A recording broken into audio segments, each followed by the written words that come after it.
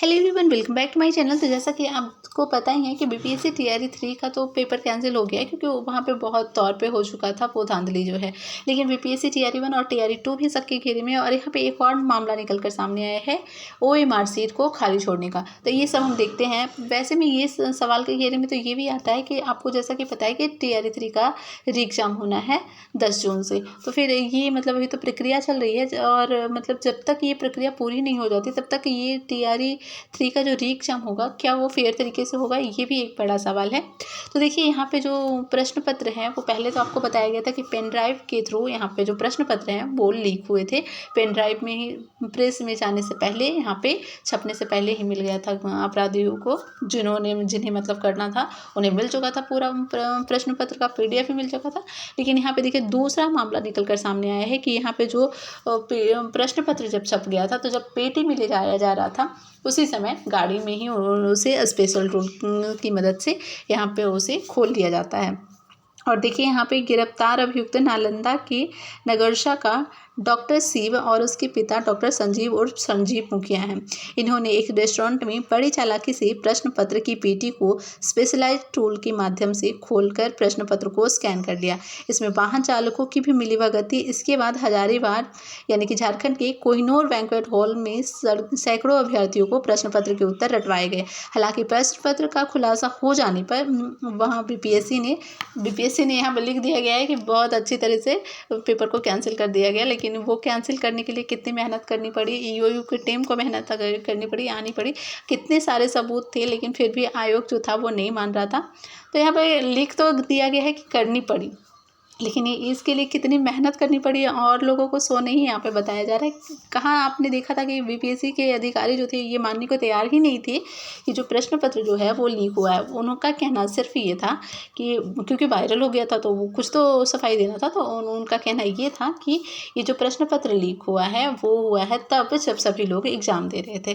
तो खैर, तो देखिए वहाँ पर तो हो चुका है। यहाँ पे देखिए ट्रांसपोर्ट एजेंसी के संचालक को भी यहाँ पे मैनेज कर दिया गया था। शिक्षक नियुक्ति फेज 3 परीक्षा से पहले इनको जानकारी मिल गई थी कि प्रश्न पत्रों का ट्रांसपोर्ट डीडीसी कुरियर कंपनी द्वारा किया जाना है। इस कुरियर कंपनी को प्राइवेट व्यक्ति श्रीनिवास चौधरी द्वारा भी गाड़ियां उपलब्ध कराई जाती है। इसके बाद इन्होंने जेनित लॉजिस्टिक कुरियर कंपनी में मुंशी का काम करने वाले राहुल पासवान को बड़े मुनाफे का लालच देकर श्रीनिवास चौधरी को मैनेज करने का टास्क सौंप दिया था। तो यहाँ पे देखिए सभी लोग एक पे एक मतलब हैं, इतने चालाक हैं। फिर देखिए यहाँ पे डीटीसी पटना से नवादा प्रश्न पत्र लेकर निकली थी गाड़ियाँ। इसके बाद राहुल पासवान ने श्रीनिवास चौधरी को अपने साथ मिलाकर प्रश्न पत्र को पटना से नवादा ले जाने के क्रम में ही पेटी से निकाल कर स्कैन करने की योजना बना ली।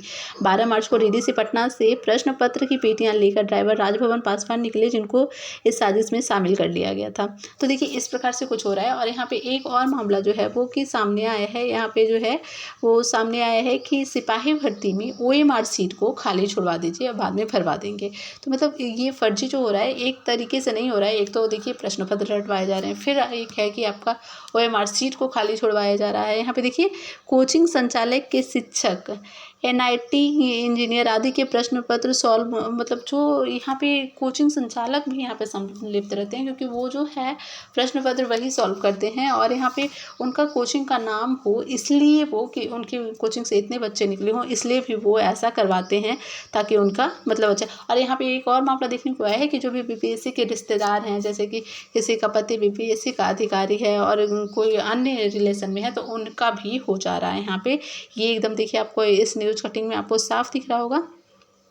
यहाँ पे आप देख सकते हैं कि 2019-21 के सिपाही भर्ती, 22 की अग्निशमन उत्पादन भर्ती व 66वें बीपीएससी का पेपर भी लीक हुआ था। तो देखिए जब बीपीएससी इतने लोग मेहनत से पढ़ते हैं फिर भी यहाँ पे पेपर लीक करा दिया जाता है, तो मतलब थोड़ा तो आयोग को अपने ऊपर ध्यान देना चाहिए। क्योंकि ये अगर ऐसा ही होता रहा तो फिर जो पढ़ने वाले विद्यार्थी हैं वो कहीं ना कहीं इस सबसे मतलब ऊब जाएंगे। वैसे आपको क्या लगता है कि बीपीएससी टीआरई 3 का जो री एग्जाम होने वाला है वो क्या फेयर तरीके से होगा? क्योंकि ये आयोग को बड़ी चुनौती है, क्योंकि इतनी मतलब इतना पहले ही रायता फैल चुका है। और इससे समेट करके बीपीएससी टीआरई 3 का जो री एग्जाम है वो एकदम फेयर तरीके से हो, क्योंकि आप देख सकते हैं कि इसमें भी कुछ ना कुछ तो ये लोग जुगाड़ लगा ही लेंगे।